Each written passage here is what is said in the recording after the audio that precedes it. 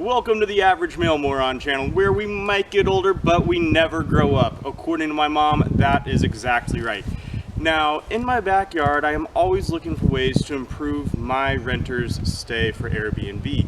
One of the things that people come out here for, since I live in a resort area, is for golf. So I decided, can I put in a putting green for under $100? So from Amazon, I have here the Putt About Par 3 for $29.99. In addition to that, it cost me about $18 to get border, and then $3 for a bag of mulch, $3 for base rock, and $3 for sand to put on top. We're gonna see if this works. If nothing else, I can always put the Putt About Par 3 inside during the winter. Let's open it up and see just what the Putt About is all about. Once again, every time I do this, it is like Christmas. And I've been told to hold on to this box. If I ever want to roll this up, keep the box so I have a place to store it. Ooh, and the grass is a lot softer and more realistic feeling than I was expecting, and definitely softer and more realistic than the AstroTurf you can find at Lowe's or Home Depot. So this is what it looks like when it comes out of the box. You have your 3 holes, sand traps in the back, and it measures 9 feet by 3 feet.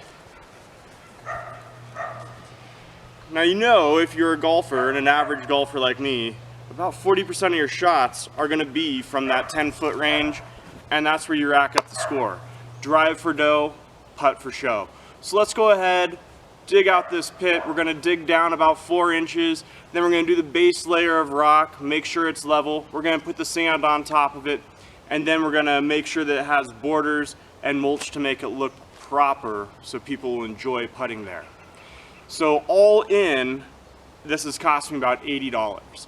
Under $100, putting green in your backyard. Let's see if it works. You're going to need some basic tools for this project. You're going to need a tape measure. Measure out 10 feet by 4 feet. Gloves. Level. A couple of these flat shovels so that way you can get a flat base. A rake. And a rubber mallet to put the edges in, as well as the stakes to hold down the mat. The other piece of equipment you're probably going to want is a basic tamp. So that way at each stage you can tamp down the soil, gravel, and sand to really make sure that you're getting a smooth base. Tamp it is 100% necessary. Since this is something you might not have in your own tool shed, you can pick these up over at Harbor Freight for $20 to $30. Quite a handy little tool. Now once you have your correct pad, 4 feet by 10 feet laid out, you are ready to start putting in the border. This is where you're going to need your rubber mallet and the trim pieces.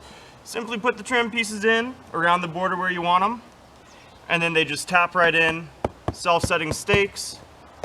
This is going to keep the rocks and the sand from mixing with the yard around it, keep any grass out and weeds out, things like that you don't want. It's also going to keep the bark dust inside here and out of my yard.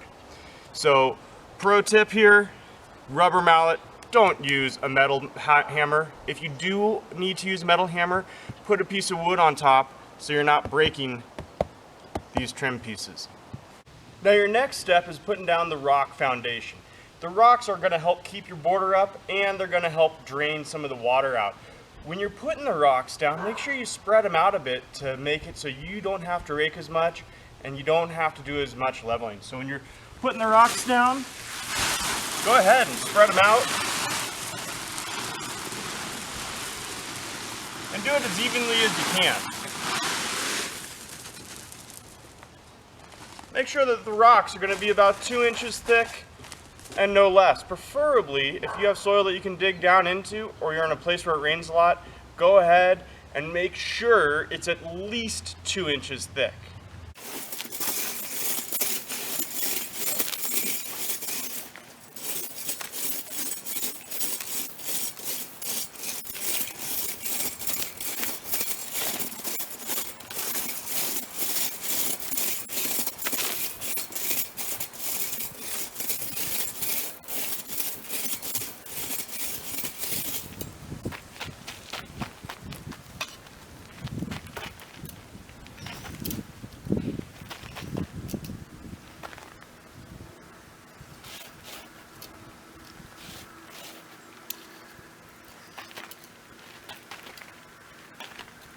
Once you have your rocks spread out and leveled, go ahead and hose them down with the garden hose. Then you want to start with your tamper, working your way from the outside in, overlapping your tamps to get the smoothest surface possible, creating a great base for the sand.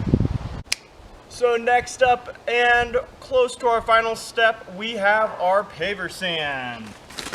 I have the sand spread out so that way when I dump it, I already have 3 equal piles that span the distance of the putting green.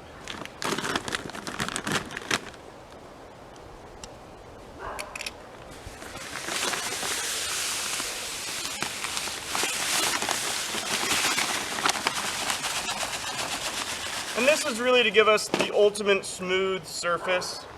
You can also mix in a bag of concrete if you really want to set it up and make it so it'll never move. But since I'm going to go ahead and put mulch on top of this, I really don't feel like I need to do the concrete step.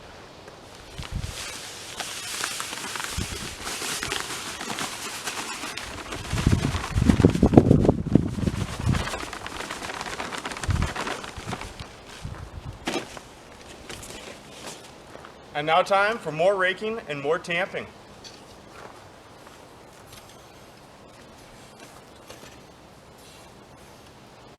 Now before I tamp the sand down and put the mulch down, one thing I'm going to do is put the mat out and make sure everything's level. I've done my best job with the leveler to make sure it's level, but you never know if anything's sticking up until you put the mat down. Let's go ahead and unroll it. So my sand traps and holes are at this end, and it rolls out to that end.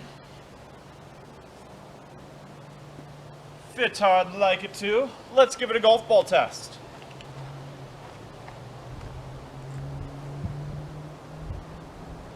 First hole, hole in one. If you've stuck with this video up to this point, you must like what you see. Go ahead and click that subscribe button. Once you have everything nice and level and tamped down, go ahead and hose it down. See if there's any low spots that are starting to collect some water. This will also help lock both the cement, well, the sand and the gravel together, giving you a firmer surface.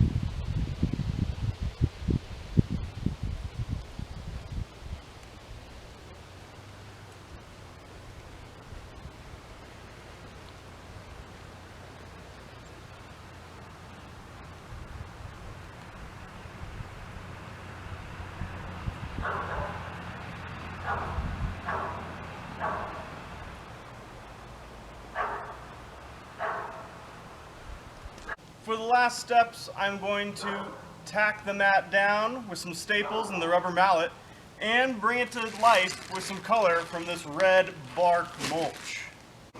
So one thing I've noticed after taking a couple practice putts was that when I left the sand at its normal height here, the ball would bounce out a couple times, no matter how well you hit it or how soft you hit it. So I went ahead and dug down just a couple centimeters, so that way when you land the ball in here, it sticks. Now, as I was saying at the beginning of this video, we were going to build a backyard putting green for cheap.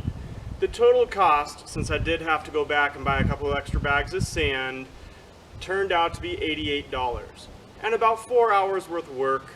We have a 10 foot by 4 foot surface with a 9 foot by 3 foot putting green. And the reason I did this was because, one, I want to practice golf, but number two, I have lots of Airbnb guests and they come here for the resort and to play golf in the summer. Now, they spend a lot of time in my backyard. They sit by the fire pit, they gossip about their spouses while consuming adult beverages, giving them an extra option while they consume those adult beverages, or bubblies or Coke, whatever it is they may prefer. Goes well for me and it goes well for them. they get more value out of what they're spending to stay here, and I get to enjoy it when they're not here. And sometimes even when they are. I really appreciate you guys watching. If you like this video, please hit like and please hit subscribe. Comments are always welcome, and I will reply.